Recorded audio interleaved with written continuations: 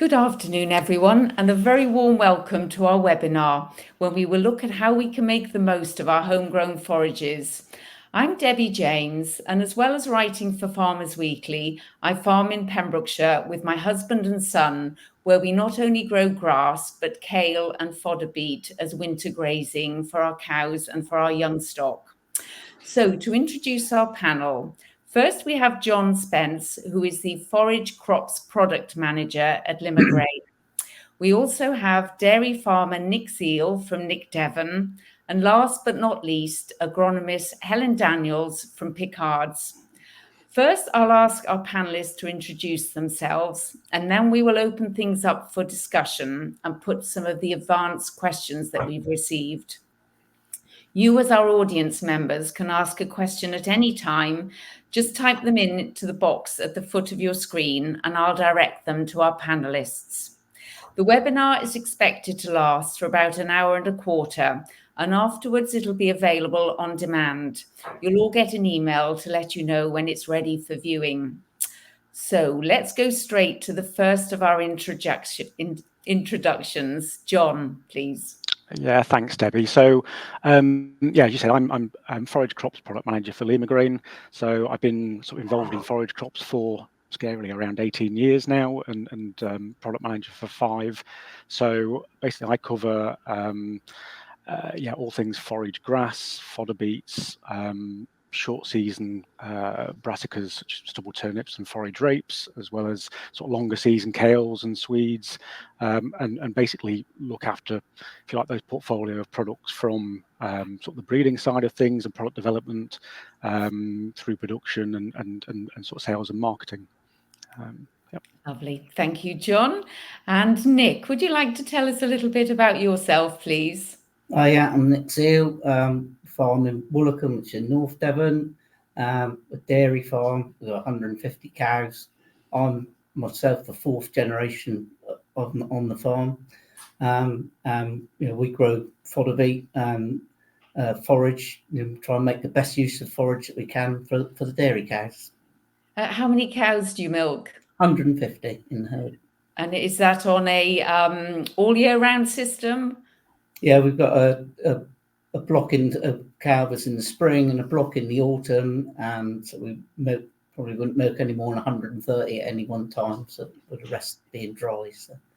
Okay, and sitting alongside you, Helen, you're also based in North Devon. Tell us a little bit about yourself, please. That's right. So I'm Helen. I'm Nick's agronomist here, and based myself about 15 minutes away from here on family farm.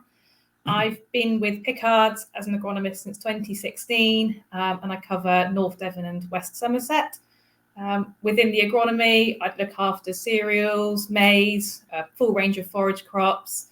We also see rape, pulses, and game cover. So a real breadth of it, really. Yeah, lovely. Thank you, Helen. Well, you're all very well placed to answer some of the advanced questions that we've had. So now we look at some of the considerations around growing different forage crops. So starting with that forage, which is the most common of all, grass. It's almost spring and our thoughts are turning to reseeding. When is the best time to sow a grass seed, and what are the pros and cons around different times of the year? I don't know if that's one for John or Helen, perhaps. I know I can start. I can start if you like. I mean, so yeah, obviously it's reseeding is a choice between the spring and the autumn, and really a lot of that will come down to whereabouts you are in the country and soil type, really. But I guess Helen can comment on what she's doing where she is, but importantly, it's soil temperatures. Obviously, grass can be reseeded from, if you like, sort of mid-late March onwards, if you're including clovers or, as people are doing more so now, herbs within the mixtures for SFI reasons, as well as the herbal benefits. You want to be more into April and May time when the soil temperature is a little bit warmer. I'm not sure, Helen, whether what's most common in your part of the world? Exactly that. Really, it's the flexibility of grass, which is the thing to love. I think there's people with good intentions thinking they'd like to go spring, but with that unpredictability, it can go too dry. If it is too dry, leave it in the bag, go later in the season. Probably 90% now, with the way our seasons have been, might go towards more of an autumn reseed. I'd say that's probably more common in this part of the world. Having said that, with SAM3, introduction of herbs, legumes, there's that sway towards trying to get things in the spring, plan for herbal lays in the spring. You might find that there is that slightly higher success of the herbs and legumes. Having said that, you would get a high weed burden, or a higher weed burden could be expected. So it's balancing all of that. It's not an easy, this is a one answer fixes all situation. But if you wanted to wait until slightly later in the season to try and ease that weed pressure, trying to get herbal lays in would be, aimed by middle of August would be the latest. But if it's just grass clovers, then into the back end of September, and the real short-term lays could go into October. And when do you reseed, Nick? And do you reseed a certain percentage of the farm every year? Well, we always aim to reseed something every year. It doesn't always work out, but we've had quite a bit of success with both methods. Actually, we've done some last year. One field in particular, we split in. It was 23 acres, and we did half in the spring and half in the autumn. It worked really well. And the one half of that field we overseeded with pelleted clover seed as well, which we've put in the fertilizer spreader and spread with that, and time weeded it in afterwards, and that seems to have been something that's worked quite well for us. So. That established well, did it? Yeah. And what time of the year was that? We did that in sort of late summer. So. Okay. So, John, for our viewers who are contemplating reseeding, what mixture selections might you recommend? I think, again, right now, I'm probably not going to every single mixture that we produce, but I think the key points are really looking at, obviously, making sure you've got recommended varieties within those mixtures. But what we do at Limagrain here is we obviously look at the varieties themselves to begin with. We're looking at recommended lists. We're looking at the performance of those varieties within our own trials, and making sure that those are working kind of agronomically and in terms of feed value, not just when the grass is looking its best in the spring, but all throughout the year. But after testing all of those varieties, it's putting them together in a mixture, making sure that obviously the varieties are best suited for whether it's a grazing mix, a cutting mix, or dual purpose. But it's then, once formulating that mix, testing the mixture as well to make sure that, if you like, the mixture is performing as it's expected. So obviously we can send out information after this event in terms of actual mixture choices, but I look after sort of the Sinclair McGill range of grasses, the Monarch range of grass, and oversee sort of the Nicholson Circle Lays ranges as well. And yeah, there's lots of choice, but it's making sure recommended varieties and that those mixtures are, like I say, tested and you know what you're buying basically, and it's not been formulated just on sort of data, just on the on paper alone, if you like. It's been tried and tested and proven to work basically. And where's the best place for people to access if they want further information on Limagrain mixtures and varieties? Where can they go to get those? And it's the website, Debbie. So everything available there. Yeah. Okay. And just one last agronomy question around grass for Helen. How to get the best establishment from that reseed? Are there certain considerations that perhaps will help you to get the best value from that seed that you're planting? With anything that you're establishing, you've got to have the sunlight, good seed soil contact, and the moisture. Without that criteria, you're setting up to fail. So yes, there'll be some people that plough for reseed. There'll be some people that want to direct drill. That's absolutely fine. Either method can work very, very well as long as you hit those three criteria: sun, soil, moisture. Where am I going with this? So once you've planned that, if you are going to go down the direct drilling route, I would suggest to cross drill. So go at a 45-degree angle once you've done the first. So go half rate, then cross drill at 45 degrees, so you don't end up with those lines going across the field, which just allow for weed to come through. Broadcasting, the good old-fashioned, the waggy spout fertilizer spinners, they're fantastic for a reseeder plough system and broadcasting. Exactly what we use. It's brilliant. It works so well, and just you don't get that. It really does help in terms of the weed burden that you get because you haven't got those open rows there. So I love that system. And something we were talking about earlier when I came over to Nick's was keeping the seed rates up. I cannot stress that enough. So Nick will tell you the seed rates he's using. Yeah, well, I use colossal silage, and I put it in at 20 kilos an acre, and I just think you're cheating yourself by keeping the seed rates low, and there's a load of things against it, bugs and diseases and slugs, and if you keep the seed rate up, you get you end up with a good take. So yeah. Good. And just going back to your comment about moisture, Helen, because I know one of the issues we have with spring reseeds here is that our springs are getting ever drier. And then you get the weed burden, perhaps. Would you recommend pre-emergent sprays with reseeding? So not with the reseed, no. But what I would suggest, making sure you've got your agronomist on board, walking the crop well, and then looking if you've got clover in the ley, then there are clover-safe herbicides post-emergent once you know what you're dealing with. And if you've got a straight grass seed alone mixture, then that's lovely because you've got some excellent, real excellent herbicides to use. And then you could perhaps look at introducing your clovers, your herbs, your legumes later on once you've got your clean sward there to start with. I love that method. It's not for everyone because it does mean going over a field twice to do that.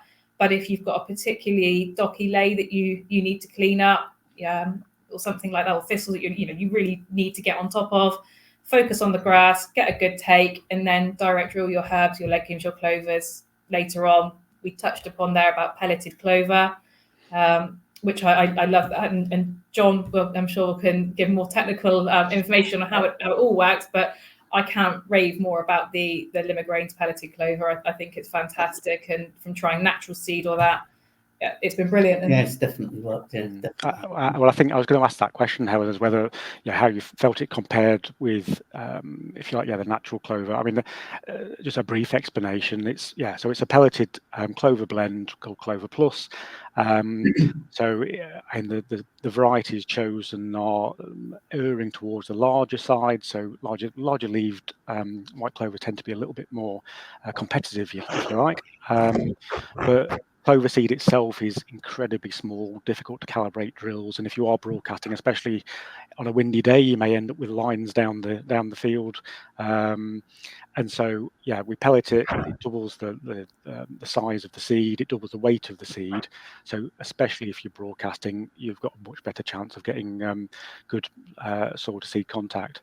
I think worth mentioning as well, because very often if I talk to farmers about this, the very first thing is it's you doubled the size, you've doubled the weight, therefore it's less seeds per kilo, which is true. So your sowing rates probably around 2 kilos to the acre, something like that. But what we found is that even putting on a kilo of natural versus a kilo of pelleted, although there are less seeds in the pelleted because it's heavier in that kilo, we've seen better establishment with the pelleted, even with less seeds. So it works very well. Oh, that's really useful to know. I wasn't aware of pelleted clovers, so really helpful to know that. So perhaps we'll move on to fodder beet, and we've had some experience of growing that here, but I'd like to hear about your experiences, Nick, and how you use it in your system. Perhaps you can just talk us a little through that, please. Yeah, we've had a farm partnership with my parents, and my father started growing fodder beet in about 1985, and we've pretty much grown it every year since, and it's become a real valuable part of our cows' ration. we don't do anything particularly special. We always plough for fodder beet, and we plough and we roll, and then we work a seed bed with a 1-pass cultivator that we've got. Perhaps we go over it 3 times. Try and plough it early enough in the spring that we can leave it for a week and get a bit of a stale seed bed as well, and then we'll go over it for a final time with that cultivator. Sometimes we've rolled it and drilled into rolling, sometimes we don't. That just depends on the year. We got most of our own kit, which is all, none of it's very fancy. My father, who's now 80, he loves drilling fodder beet. Absolutely, it's part of his yearly thing, and he loves to get it as straight as he can. And then Helen looks after it for us, and we've got our own harvester, top lifter, so we're on fairly light soils. That comes out lovely and clean. We don't do anything special for storing it. We just harvest it, push it up to a heap, and we're feeding it at 10 kilos a piece to the cows, and it's a real butterfat driver. You know, we know as soon as we start feeding it in the autumn, the butterfats are flying. Our last butterfat milk quality report, the butterfat was 4.9, and we're milking Holstein, Friesian. Well, some of them are crossbreds, not all by any means to Jersey. So we've used a variety of crossbreeds over the years, but yeah, so currently it's 4.9%. So yeah, it's a really valuable crop to us. Can't understate that enough. So, which varieties do you use? Well, our harvester is a top lifter, so we need a variety that's really good got a good leaf. And we traditionally used to use Kairos, and now we've grown Robos for probably 20 or however long Robos has been around. So yeah, we get on really well with it. Yeah, we've just, I know one of the challenges. One of the challenges that we had last year, sorry, Neil, Nick, was flea beetle. I was going to ask you about whether you get flea beetle challenges and how you deal with that. Ask Helen. On the fodder beet, sometimes we do, sometimes not. Go on to flea beetle more later when we start talking about the brassica side of things. But fodder beet, it's one of those. Sometimes you see a bit of damage, and you think we'll just go with the wait and see approach. I don't like to just keep chucking pyrethroids out there. We are so limited now on our flea beetle control options that we can't just keep chucking out that same chemical. There's other things to consider. So we'll go with we'll keep walking. When it's at that real tiny early establishment stage, that crop could be checked every 3 days, 2-3 days if we can. Just keep looking. And if it's getting worse and it crops at that really tiny cotyledon stage, then we will go with a flea beetle spray. But if we can avoid it, we will. And it's so seasonal, on the side. So just going to John then, what are the benefits of fodder beet in terms of feed value, yield and consistency, please? Yeah, I think, well, I'm sat here and Nick's very kindly doing my job for me in giving away as many benefits. But yeah, it's, again, incredibly high yielding, high energy yield. So I'm typically 80 to 100 tons of fresh yield, and 12.5, 13 ME, something like that. So yeah, and I think key for me really is, and you mentioned consistency. It's a crop which year in, year out seems to perform. And I think prior to this meeting, I think Helen had mentioned that Nick wasn't growing maize because of where he is, but the fodder beet's working well for him. So yeah, and again, I think you mentioned Robos as a variety. So yeah, Robos has been around a good while now. Tried, tested variety, works very well. It's our biggest selling variety, and indeed, I believe the biggest variety in the market. And I guess when it comes to sort of variety choice, it is looking at basically whether it's going to be lifted or grazed. Yeah, Nick's gone for Robos, which is sort of a medium dry matter beet. So that means it's sort of that balance between sort of winter hardiness and how far it sticks out of the ground, basically. So the robos can be grazed or lifted. If you're just grazing, you might move towards more lower dry matter beets that are, if you like, further out of the ground. So something like Felder works very well just for grazing. Or the other end of the scale, if you are using sort of sugar beet harvesting kit, then you tend to be looking at the sort of the deeper in the ground high dry matter beets. So those high dry matter varieties, yeah, because they're in the ground, you can only lift them with the sugar beet kit. But they, in terms of dry matter yield, they are the highest yielding varieties, and that high dry matter percentage means basically less water in the beet, which means that when you get to the winter and you have snow or frost and freeze thaw conditions, yeah, they stand that better and less, but they're more winter hardy, simply. So variety choice comes down to, yeah, how you're going to harvest it, and looking at both dry matter percentage and how deep that root is in the ground, basically. So it's important to choose a variety that's suited to the purpose, whether you're grazing it or lifting it. Yeah, very much so. And I think probably just to add as well, and unlike some species, there isn't, if you like, a recommended list for fodder beet. And so, yeah, you have to be a little bit wary of that. And we run and have done for 25 years or so, sort of our own internal fodder beet trials, but we do look at our own varieties as well as competitive varieties. So again, that information, so we have tech sheets and trials data available, either on the website or again, you know, if people want to request it afterwards, they're more than welcome to share that information. Yeah. So just one last question on fodder beet, because I have a feeling we'll have a lot of questions on fodder beet in the question and answer session later. And where would you place fodder beet in the rotation? Question for me. I would say that the fodder beet falls particularly well. You've got an old lay, you need a break in there. Fodder beet would fall very nicely there. So get the old lay burnt off, get the field turned over. As Nick mentioned about getting that seed bed prepped really, really, really well. A good, well worked, nice fine seed bed is key so that you get that nice uniform beet to look after. So yeah, in terms of that side of things. Lovely. So we'll move on to long season brassicas like kale and Swedes. What are the benefits of these in terms of feed value, yield and consistency, John, please? Yeah, so I think, and perhaps the first thing to say, I mean, the kales and the Swedes have potentially fallen in terms of popularity over the last, let's say, 10 years or so. And again, Helen will maybe comment on the flea beetle side of it, because I think that's the primary reason. Talking about kale first, yeah, again, really good yields. It is that longer season crop. You're achieving probably 8, 10 tons of dry matter.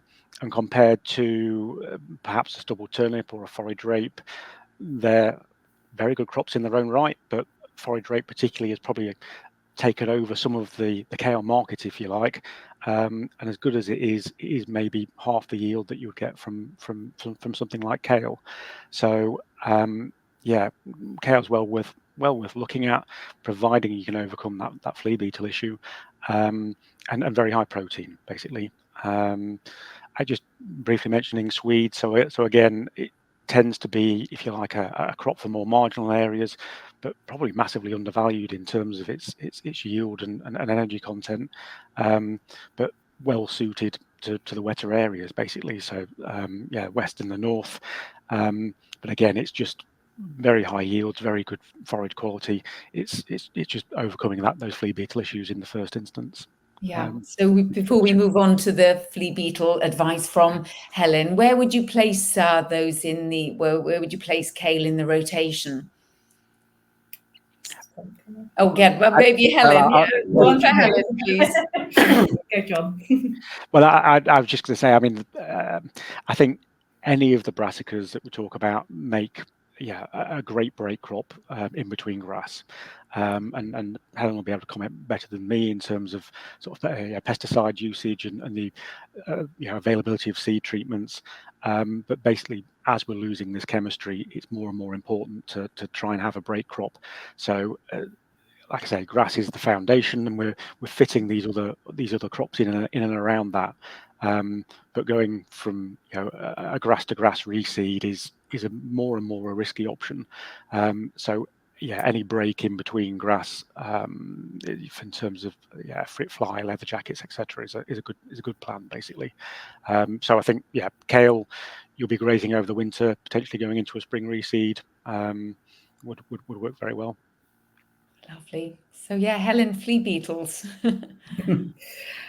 Yeah, so flea beetle, that's just been an increasing problem with the loss of the neonics. We really are, sort of firefighting this approach. What I would suggest is the usual: get your crop in the ground, give it a good seedbed, get it away to a good start, so you can get to that 4-leaf stage as quickly as possible, where you can then go to sleep at night and know that you've at least got it to that point. But something I did find, this was back in 2018, it's a sort of story I had, is that we were trying to establish a crop of oilseed rape, and we had sprayed the crop 3 times with a pyrethroid, and it just wasn't working. All it was doing, the crop was just going back. We just couldn't get on top of it. So I spoke to Rothamsted, and they were looking at the time for samples of flea beetle to test to see how far this resistance was spreading across the country. So they suggested to go out at night to get flea beetle, because they say they're most active then. So off I went from my house with my little head torch and a little bug hoover that I bought off of Amazon, and I drove my hour to the farm where I was working to see what was going on. And it was getting slightly dark, and I got into my field, and there wasn't anything to be seen. So I was thinking, well, this is a waste of a drive. And then it got dark, and the ground just came alive with flea beetle. They were everywhere. The plants were just crawling. There's 10 to 20 per plant. So I could see why we couldn't get on top of them, because they just weren't there at the time of spraying. So I was there, just like Honey, I Shrunk the Kids, with my light, my bug hoover, getting all these flea beetle and putting them in my empty Chinese tub, and posted them off to Rothamsted. Waited for the results, and they came back that they were all completely susceptible to the spray. They would have killed them. So we went with the approach of, let's hit them at night. We did that, and we got on top of them, and we had an outstanding crop of oilseed rape. And it really, really did make that much difference just by hitting them, not expecting the flea beetle to take a lethal dose off of the leaf in a day. It had to hit them at night. And that's the biggest thing I can stress is go out when they're most active. Watch telegraph poles at night if you're out spraying. But anything else in the way. But yeah, that's the biggest thing I can say from that. And the other thing I would suggest is, if you are going out to target your flea beetle, you've got your pyrethroid and the sprayer, add a foliar feed to it, something that's there to give that plant that kick at the backside to get it established, get those roots down, phosphites to help with the root, good foliar nutrition. Don't forget your trace elements, some nitrogen in there. Just get it away, and you'll be all right. Just once you get 4 leaves, you can start to breathe, I always find. Oh, well, that's a really helpful tip there, Helen. Thank you. We'll all be out spraying at night now, so as the season progresses. So we'll just move now on to short season brassicas like forage, rape, and stubble turnips. What are the benefits of growing these, please, John? And we've mentioned this a little bit already in terms of, again, sort of high protein, and I guess with both of those species, it's the speed of growth and flexibility. So typically, the most popular sowing period would be from sort of late July, August time, and probably 12, 13, 14 weeks after sowing, you've got 4 or 5 tons dry matter of per hectare yield from either of those species. There is an opportunity as well, particularly if you're in a drier area, or sort of more free draining soils, and you do have an issue of grass burning off in the summer. It's more of a sort of a May sowing, so that you've got some sort of summer and late summer grazing with both of those crops.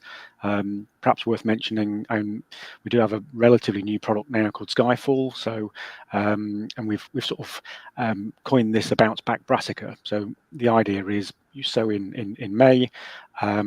5 or 6 weeks later, you've got a nice grazable sort of leafy brassica crop to graze. Then shut up for another sort of 4 or 5 weeks, come back another grazing, and then again after that. And we've seen certainly 3 grazings out of that crop. In trial situations, we've had a fourth as well. So yeah, I mean, but going back to the typical sort of typical sowing time, so that July, August time, yeah, it's basically giving you some excellent feed, either sort of.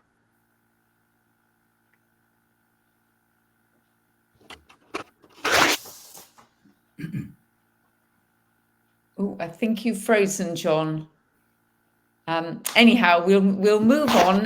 Perhaps Helen, you can give us some advice around where you might place these in the rotation, please. We sort of keep saying the same thing, banging the same drum, but old leg gives you a break. That will work very well. If you have after cereals, will work very well. So you know, in our part of the world, you might have got your spring barley, spring oats as done, you know, away. Then it gives you a nice entry to putting those brassicas in. Then I like the interval, the rape cow hybrid. That's got good vigor as well. You know, that can work really well in combination with the stubble turnip, like the mixture side of things. But there's so many ways you can make the most of it. But yeah, as break crops, after cereals, you can go after fodder beet as well. If you didn't want to go, say you've got fodder beet, you finished that, you've then got a bare field after winter, it's not looking ideal for you to be going straight in with the reseed. Then, you know, perhaps, you know, go down the route of one of these crops before then giving yourself an extra bit of time before getting your grass seed absolutely perfect. Yeah, good. So, before we move on to the Q&A, perhaps we'll just touch on maize. I'm just wondering, you know, where, how important is the maturity of the seed type that you might use, or the variety that you might use to growing maize, please, John? Yeah, so I think obviously, yeah, maize is a key forage crop. Lots of information available out there, but yeah, the breeding work that has gone into maize over the last 30, 40 years or so has been tremendous, from an extent where yeah, people have not been able to grow maize in this country at all, through to it being in the majority of places it's a sort of primary forage crop. That said, yeah, it's still very worth looking at the maturity and looking at, you know, the early maturing varieties. A few years back, you would have seen considerable yield penalty for that earliness, and as time goes on, that yield penalty either isn't there or is certainly getting less and less. And I think the fact that you're able to get on to harvest that sooner gives you that opportunity to put in a second crop afterwards. So whether that's, you know, coming out of maize and going into a winter cereal, or you know, going into putting some maybe some Westerwald's Italian ryegrass, or something like a Humboldt forage rye after the maize, it gives you that second cropping option, opportunity for more yield, and more than anything else, it's far better environmentally as well. So less chance of leaching of nutrients of that bare maize stubbles over the winter. And we'll perhaps not talk too much about SFI kind of actions at this stage, but I'm worth a mention. There is a winter cover crops following maize action, something to be aware of, and again, which might help, if you like, fund some of the the sowing of a grass after maize, basically. So yeah, it's really looking at those early maturing varieties, just to give you that option for a second crop, basically. And that's just a good opportunity to highlight that Limagrain will be holding another webinar in April, won't they, John, to talk further about those SFI options around growing forage crops. Yeah, and of course, if anyone has any questions now, we're more than happy to to try and answer them, sort of, if you like, after the event. But yes, we'll hopefully try and cover as much on SFI for livestock farmers in a couple of months' time. So. Lovely, and you've answered my follow-on question. Then was what to plant the maize, but you've covered that really well. So we'll move on to the Q&A sessions and and we look at some of the questions we've received from our viewers. Now, we might not get a chance to cover everything, but I know that those that are more specific in nature, perhaps our panelists will be able to answer those direct by email after this session. But yeah, we look at the first of some of those questions. So in terms of red clover, what quantity of red clover would you suggest for a dairy grazing lay that is legume-based with minimal herbs, please? Yeah, okay, so I guess I can answer that. I mean, within our sort of product range for that scenario, we're putting around 10% red clover into the mix. I think there isn't a hard and fast rule. I suppose my comment would be that if you're going to include something like a red clover, you may as well put it in a reasonable quantity to take the benefits from it. So what we have seen, unfortunately, with the advent of the SAM3 or CSAM3 herbal A's action, there are some people who are, if you like, taking full advantage of the benefits of those herbal A's. There are some doing, if you like, the bare minimum to get the payment. It's a personal opinion, I guess, but yeah, my thoughts would be, if you're going to do it, do it and get the benefits that those herbal A's offer. So red clover, I would firstly, if it's grazing, I think you mentioned, so I'd first question whether red clover was correct and maybe look at other legumes. So white clover in particular, birds foot trefoil might be better suited for grazing. Red clover I would typically use more in a cutting scenario. So yeah, but I think I suppose my short answer is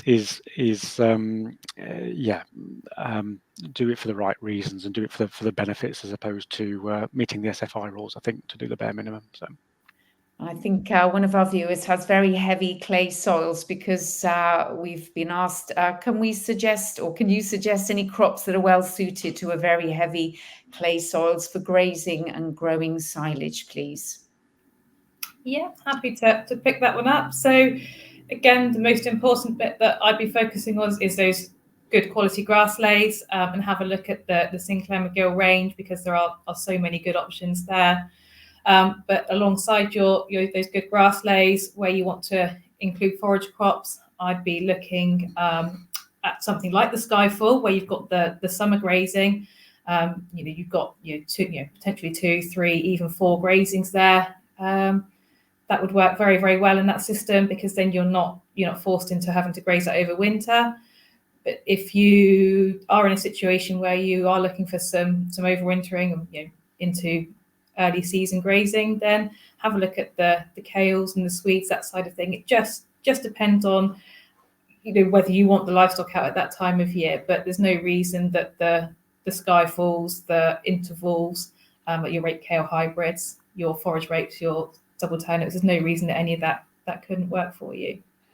I think just to add to that, I mean, certainly in terms of the forage brassicas, they will all grow quite happily on heavy soils, but the consideration might be more about having livestock out over the winter, in very wet, heavy soils, and so I think in that scenario, we have a mixture called late lamb.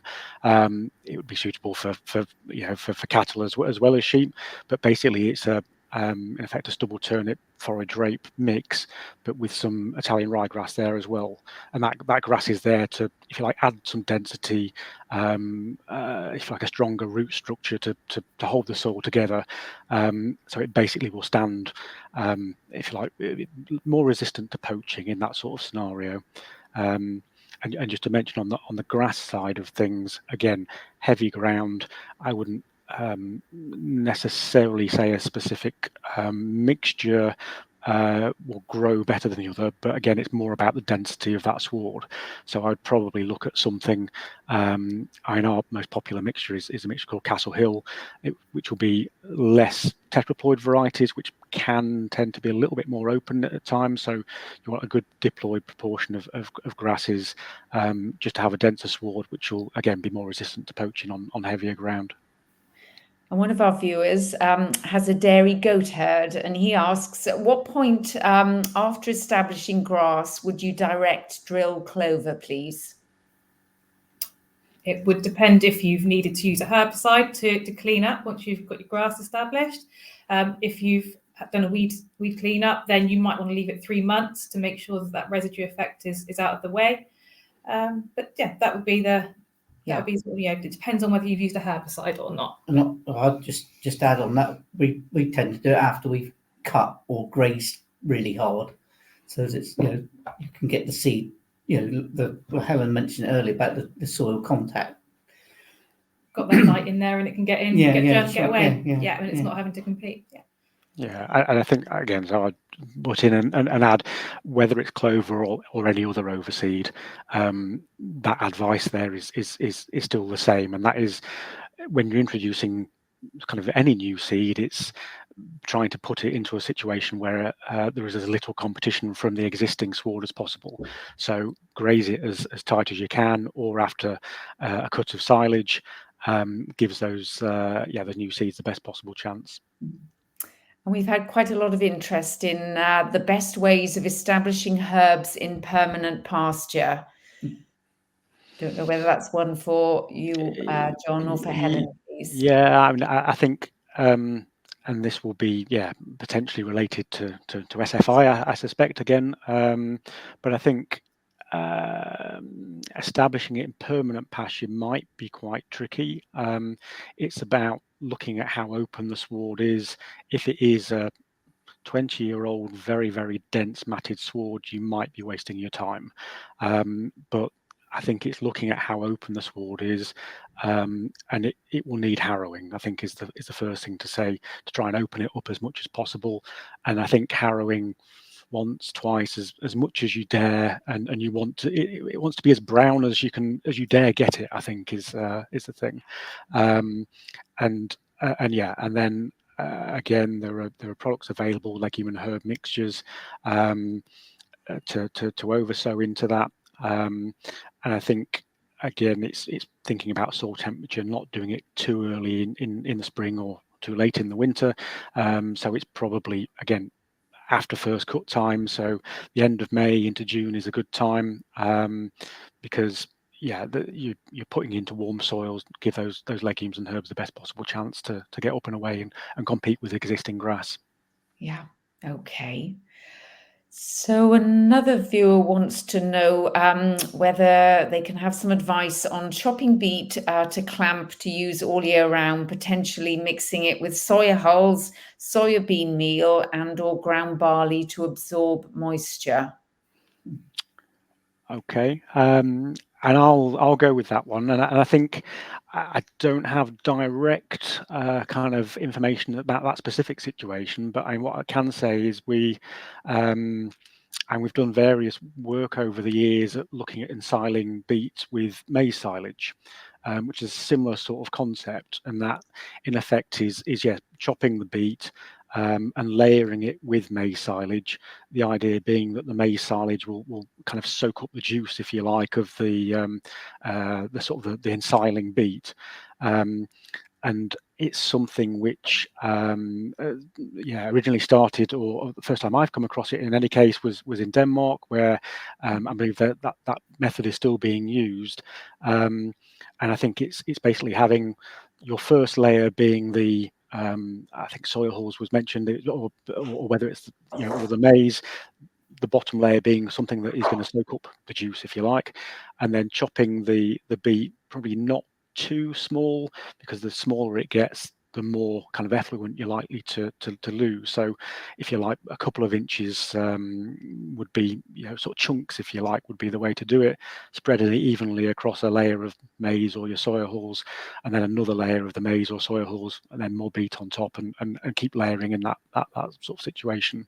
And where we've seen it work, it means that your fodder beet, rather than lasting until February, March time, Nick might mention how long he's feeding his until, but it means that you potentially have a year-long consistent feed. worth mentioning the downside, particularly, and with the soil holes shouldn't be an issue, but with if you're ensiling with maize, you have got the added or slight problem, or could be a major problem, I suppose. So you're harvesting them at slightly different times. So if you're harvesting maize end of September through October, perhaps, compared with lifting beet maybe a little bit later than that. So if you want to harvest them at the same time, you might find that your maize is past it, if you like. So you may end up having to break into a maize clamp, if you like, to relayer when you're harvesting the beet. So that's something to overcome. But again, there's more information available, and I'm happy to talk to anyone who's willing to give that a go, because it does produce an excellent feed. It really does. Lovely. And Nick, talk about your experiences, because I know that you lift as opposed to grazing your fodder beet, don't you? Yeah, that's right. We usually start around the end of September lifting, and then we keep going whilst the weather's good, and then and obviously we're always aware of whether there's the leaves are going to go at some point, particularly if you get a frost or cold snap. But we'll feed our beet through till the end of June. Usually we grow enough to do that. I have experimented with a couple times of ensiling it, but only sort of playing with it. We had some left a few years ago, and we buried it underneath the whole crop just to try and preserve it, so that we didn't waste it. That actually, I mean, the beet came out looking black and horrible, but the cows absolutely loved them. So that was just one experience of ensiling it that I'd had. And I've been to demonstrations where they've washed and chopped it and mixed it with sugar beet pellets and then clamped it. But I don't know how successful that is, or it seemed to be quite an expensive operation from what I'd seen. The machinery involved was immense. I think I know. Again, another point I've just sort of considered, if you like, and that is it's just being slightly wary of what variety you're using in terms of sort of soil contamination, basically. So if you were in that scenario using if you were using sugar beet, for example, and the sugar beet tends to have rough skin and kind of more fangy, if you like, for want of a better way of putting it, that hangs onto soil more. The difference with the fodder beet, and particularly the likes of Robos that Nick's using, it is very clean skinned, if you like, very smooth skinned, and so less worries about soil contamination. And we lift with a top lifter, so we get virtually no soil contamination at all. So we don't wash it before we feed it. It goes straight in the feed wagon and is chopped up. It's clean. So some advice for our sheep farmers out there. What are the best crops to grow in a small area for sheep without too much hassle? I guess I can go with that. I mean, I think, again, forage brassicas, they're as easy to grow as any other crop, apart from the flea beetle side of things. So forage rape. So again, our sort of best-selling varieties are the likes of Interval, a rape cow hybrid, really good winter hardiness. And if you like, I'll not say cheap to grow, but certainly economical to grow. Really good value. So a forage rape would do a really good job. Yeah. And obviously a lot of concern about using soya and, sustainability and environmental issues associated with that. So what are the homegrown protein crops that can perhaps replace soya in the diet?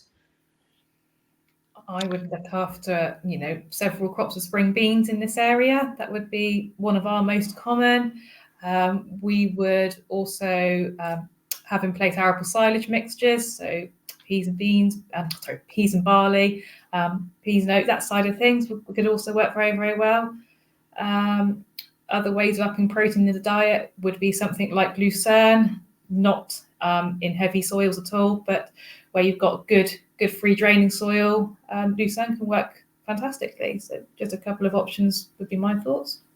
Because I know that one of our viewers has also asked whether you've got any experience of growing lucerne and any advice around that. Because I know it likes dry soils, doesn't it?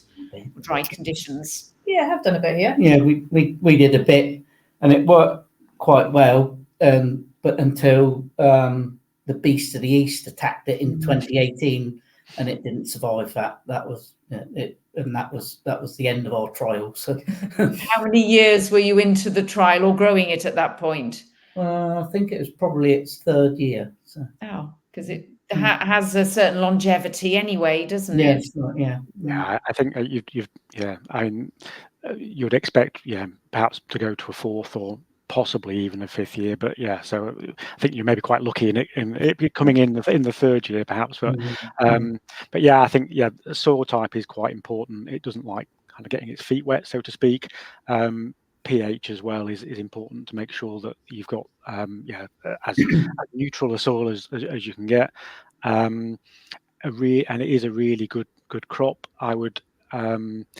I know some people are successful in sowing lucerne in a mix with grasses. I'm not personally a big fan, just on the basis that it's not a very competitive crop. Basically, it doesn't compete well with other species. So I tend to advise people to go for a straight stand of lucerne. The other thing to bear in mind is the dormancy rating of the variety. So what that means is and I have to get this the right way around, the lower the dormancy score, the more dormant it is, basically. So and that means it's not growing through the winter period, which in effect makes it sort of more winter hardy. So the danger with lucerne is if it starts growing too soon or too early in the spring when there's a risk of frost, that's when you might see some damage and a lack of persistence. So if you've got a more dormant variety, then you've got a better chance of, if you like, coming through that winter unscathed and making it into that fourth and fifth year. So again, it's a crop where there is a descriptive list with only a small number of varieties on there, but again, we have our own trials, and we've seen a variety called Mezzo look exceptional. It's the best dormancy rating we've seen, and the yields have been very, very good as well. So but I think lucerne does a very good job.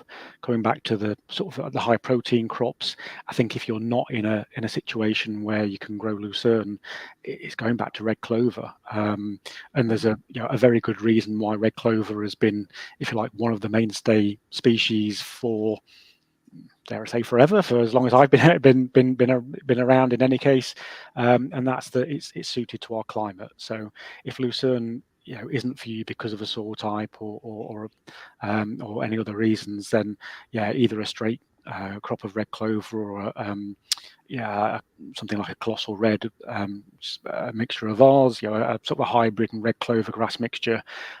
If you include red clover in a grass mixture, you're probably 3 or 4% higher protein than you would be without, basically. So and works very well if you've got if you're feeding with a high energy diet of either fodder bee or with maize, including a high proportion of a red clover silage in there will work very well together in the diet. Lovely. And then perhaps this one for you, Helen.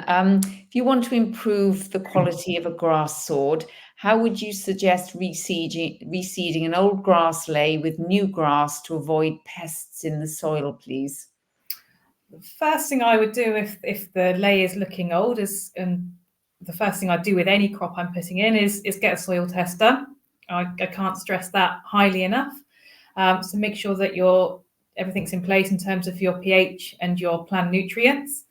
If you wanted to if you've got an old lay, you don't want to go and plough that old lay up, whether you're not allowed to, or then you could look at something. It needs to be ryegrass based, because that's one of the things that will compete. But you could overseed with the short-term ryegrass just to give it that lease of life. That would be a quick fix. You can't expect it to last 5 years, 10 years. You'd expect to have to go back in perhaps in 3 years at the longest, really, and put some more in. But I think it can work. So sort of a pasture renovation side of things, I'd still prefer to put a break crop in if you can. We've talked about brassicas a lot today. Brassicas, cereals, beet, maize, anything. A break is always going to be the best way. So old lay, break crop, new lay. I would always be my preference. But if you needed to rejuvenate that sward, then there are some good options out there. But do go for a ryegrass that's got good vigour, good competitiveness. Scalp that field, graze it as tight as you can, or do it after cutting to give it the best chance. And you should see success with that.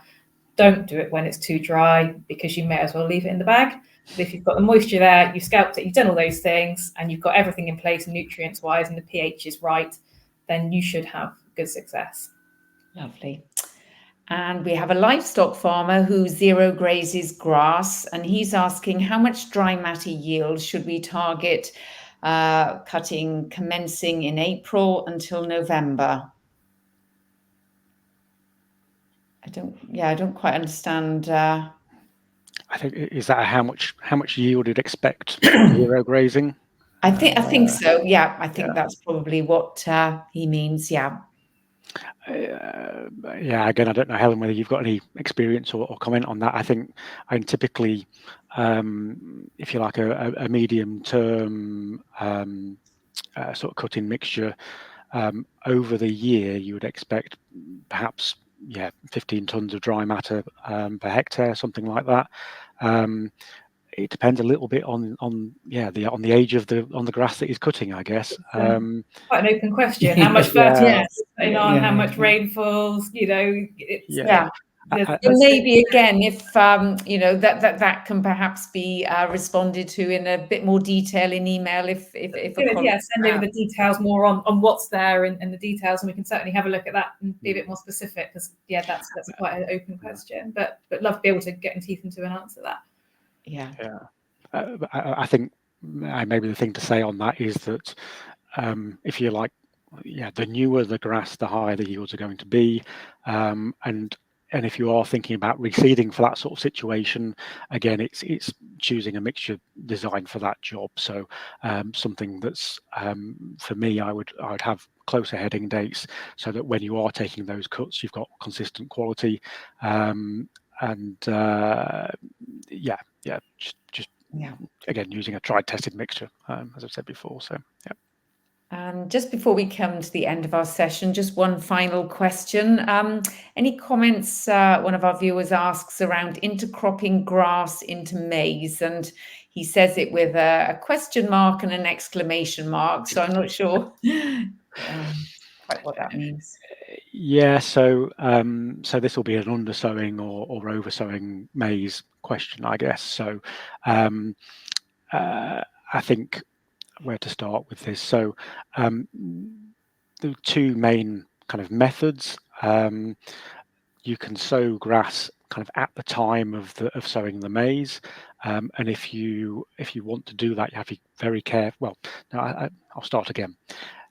The key thing from my point of view is making sure that you're not impacting the yield of the maize. Basically, you're not compromising on the yield of the maize.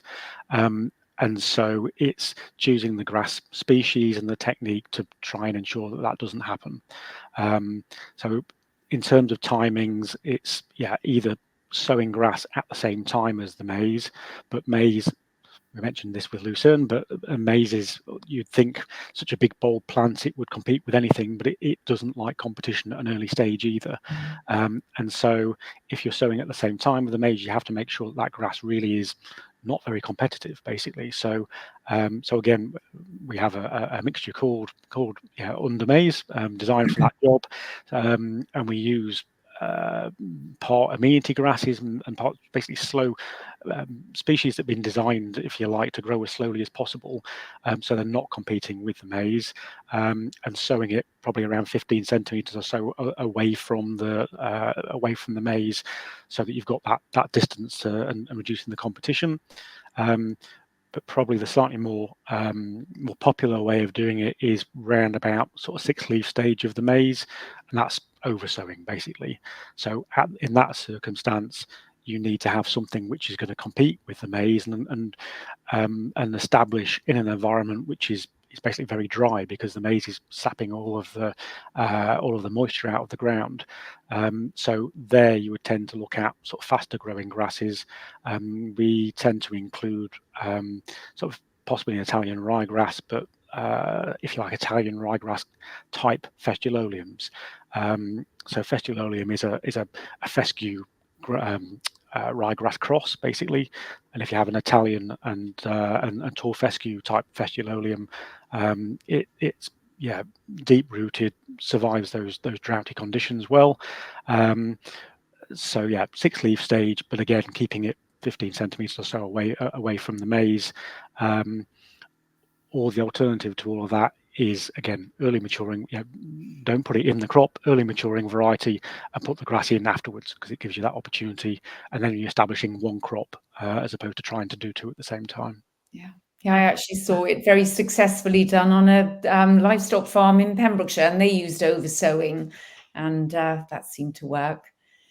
That's about all that we've got time for this evening. So thank you to, we've actually lost John, but thank you to John, Nick and Helen for your time and expertise this evening. I've certainly learned a lot, and I hope that our viewers have too, and that the time they've invested in this webinar has left them with a greater understanding of this topic and has sown some seeds, so to speak, on how to proceed with their own choices that they'll make in their own businesses. So on behalf of the panelists and myself, a huge thank you to you all for joining us, and good evening.